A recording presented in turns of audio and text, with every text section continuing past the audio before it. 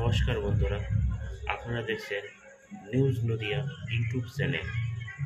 রাজ্য বাজেটে মদ বিক্রি করে বর্ধিত রাজস্ব আদায়ের পরিকল্পনার প্রতিবাদে কৃষ্ণনগর বেলেডাঙ্গায় যুব সংগঠন AIDYO এবং মহিলা সংগঠন এমসের পক্ষ থেকে বিক্ষোভ। রাজ্য বাজেটে মদ বিক্রির বাড়ন্ত অর্থাৎ মদ বেচে রাজস্ব বৃদ্ধির পরিকল্পনা করেছে রাজ্য সরকার। এতে করে রাজ্য যুব সমাজ রসাতলে যাবে, যুব সমাজের প্রতি এক কালো দিনের উদয় হবে রাজ্য জুড়ে। সেই কারণেই মদ বিক্রি করে রাজস্ব বৃদ্ধির পরিকল্পনাকে প্রত্যাহার করার দাবি এদিন নদিয়ার কৃষ্ণনগর বেলেডাঙ্গা মোড়ে AIDYO AIMS প্রতিবাদ সভা। তারা জানান, যতদিন না পর্যন্ত রাজ্য সরকার মদ বিক্রি করে রাজস্ব আদায়ের পরিকল্পনা বন্ধ করছে ততদিন তারা এই আন্দোলন চালিয়ে যাবেন। এদিন হাতে প্ল্যাকার্ড ফেস্টুন নিয়ে অবস্থান বিক্ষোভ করেন সংগঠনের সদস্যরা। মহিলা থেকে পুরুষ সকলেই আন্দোলনে সামিল হন। রাজ্য সরকার মদ বিরোধী আন্দোলন করছেন, মদের বিরুদ্ধে আন্দোলন করছেন।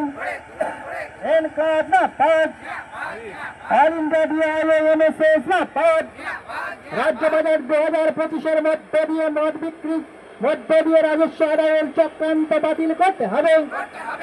এই দাবিতে আন্দোলন করছেন।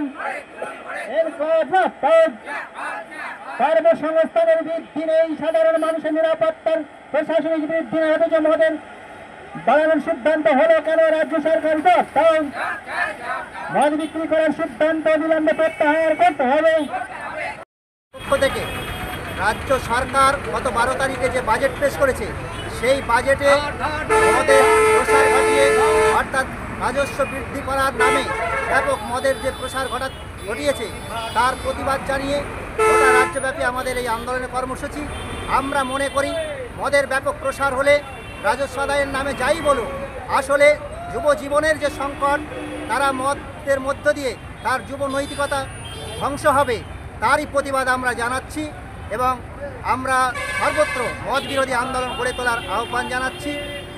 আজকে সেই কর্মসূচি আমরা বেলেডাঙ্গা মোড়ে পালন করলাম। তার রাজ্য সরকারের যে মদ বিক্রির সার্কুলার, সেই সার্কুলার আমরা পোড়ানোর মধ্য দিয়ে প্রতিবাদ জানালাম। আমার নাম মুশিকুর রহমান, AIDYO নদিয়া জেলা কমিটির ইনচার্জ।